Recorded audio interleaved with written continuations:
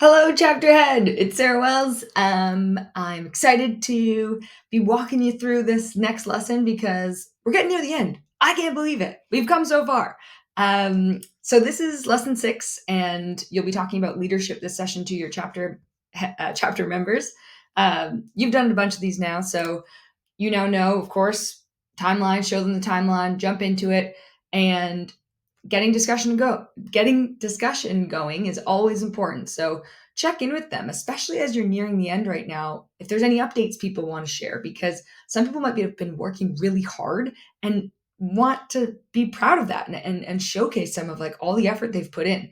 And some people might not be feeling like they're prepared or that they're not motivated. And so that can kind of spark some inspiration for people that are maybe not motivated. And then the people that are feeling behind, you can just reassure them like, look, other people are in a maybe further along, but that doesn't mean that you can't be there in a few days or a few weeks. And so encourage everyone to kind of share where they're at, to normalize every stage and encourage people to get into action.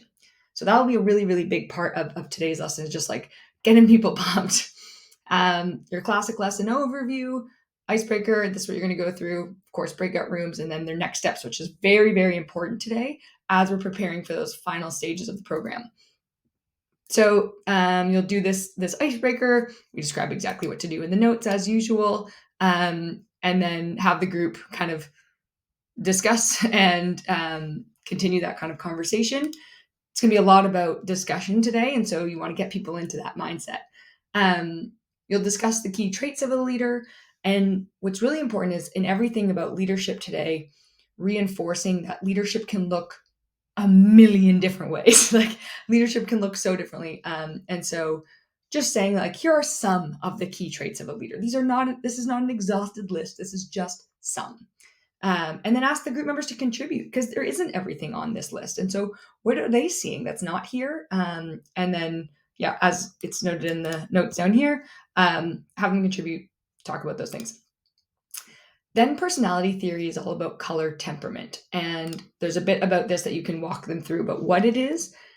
And they'll know that there's 4 colors, but don't go too deep into what each color entails yet.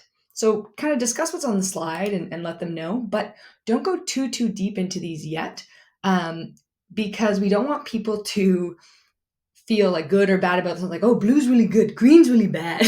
We just want to like show them that like there's a mix and mingle of different strengths and things that people can work on based on all the colors, but we're actually all the colors. And it's just a matter of, in different scenarios, there's like different dominance of different colors at different times, and people are more comfortable in certain scenarios as a certain color. And so just know that like you don't want to dive and put one on a pedestal and one kind of further down. They're all great, and just kind of really stress that at this point in the discussion, because they're going to go and you'll see next, they're actually going to go and take the test in their workbooks to see what color they might feel they predominantly are, and give them about 5 minutes to go ahead and do this. And then after they come back, then we'll dive deeper into the specifics of the color, so that people don't answer the questions and potentially try to like get a color they hope to be rather than the color that they truly are. Because awareness is good, that what's their maybe more dominant color. And so you can even go back to this slide that was above the take the test slide and go back through some of these details. But we do, if I skip down, you were at this slide, you said, go take the test, you went and take the test. You can come back up to this slide and discuss it, and then go back into the stuff from here. Am I even recording right now? I am not seeing a timer. Oh, good, I am. Okay, great. So now we're going to go dive into all of these colors and walk through each one of them. And then once you've kind of reviewed all the colors, we'll now ask your group to contribute about like if they're surprised by the results or why not. And this just lets people, have a discussion and make different highlights. So go through some of that. And then, again, we want to really reinforce the fact that there's strengths in every single color, and certain colors are really great in certain environments, and then other colors might be better in a different environment. But that doesn't make anything better or worse, that everything is important. And we're really just showcasing all the kinds of leadership and how everyone can and should have a role of being a leader. Because as we know, there's like that quote, management is a title and leadership is a lifestyle. And the people in this program absolutely are that. Next up, we'll actually go through a video that talks about like nature versus nurture. Is leadership a thing that's you're born with, or can you actually foster it? And it was an article, but I thought that an article would be kind of boring for people to read on the spot and might be too much like school. So I actually read the article aloud to you guys, that you can show them this video just to make it more engaging and less like you have to go read an article. So you can tell them that's why I did this, in case it's like, why is Sarah reading this? So just to make it more fun, and not make people read. Then have them discuss what's the takeaway, and how has nature or nurture played a role in their lives.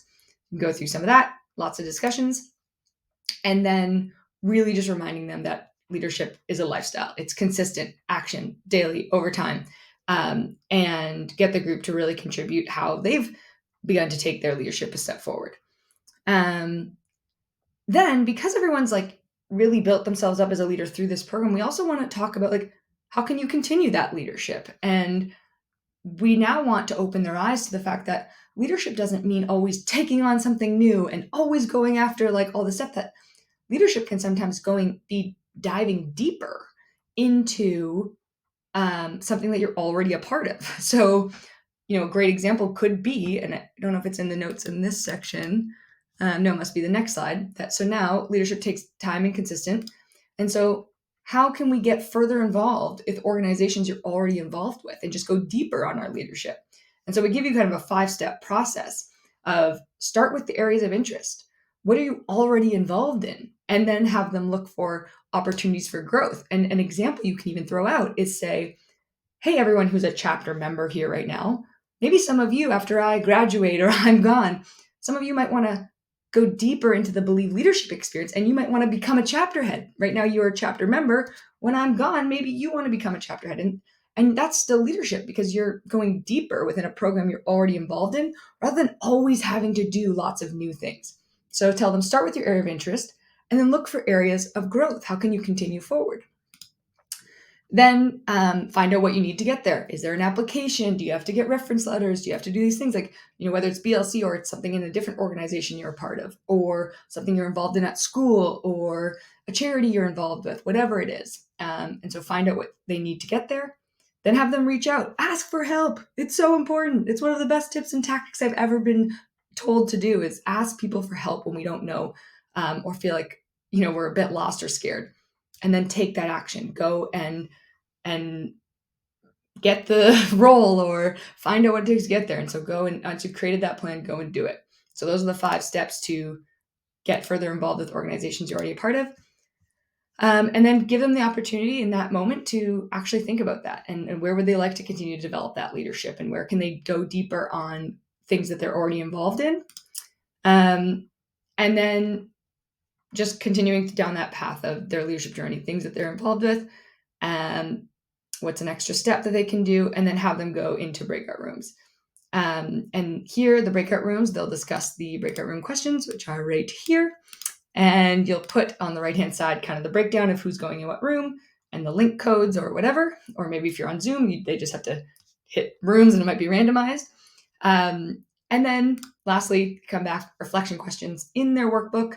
But this is potentially the most important, is the next steps.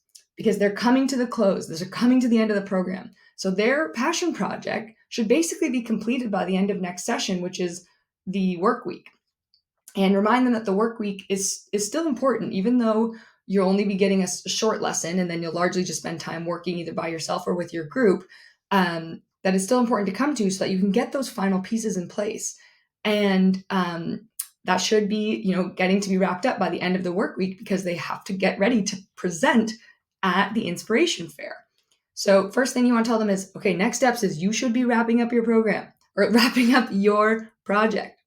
Then the next thing would be that they need to begin to think about what they're going to submit in their media submission. And so that's a video about their project, right? And there's a assignment. Oops, I just went backwards. There's an assignment that you can upload to your communication platform so that they know all the details. And we've actually hyperlinked it here in the notes here. So you have the link. It's of course in the folder as an actual resource, but in case you need to quickly find it, it's right here in the link. So you can give that to them so they know exactly what's expected of them for that media submission, but make sure that they know, because after the work week, your next step is going to be that they have to do the media submission and submit it to you, the chapter head. And then lastly, get them to save the date. Now you should have your chapter inspiration fair date where your chapter will meet and projects will present, and you'll pick your one chapter representative. And at that point, we will have also have told you when the collective fair inspiration date is, so you know when that final national fair is going to take place. So go through these next steps with them. It's very, very important. And then, of course, completing the worksheets and then upload the resources, whether it's the assignment or whatever things you want them to take place. And if you have time, you can even go through what's in that assignment to document on the spot for everyone. And then, of course, tell them see you next week at the work week. Hope this helps. You guys are awesome. Can't wait to see everything comes out of this. Good job.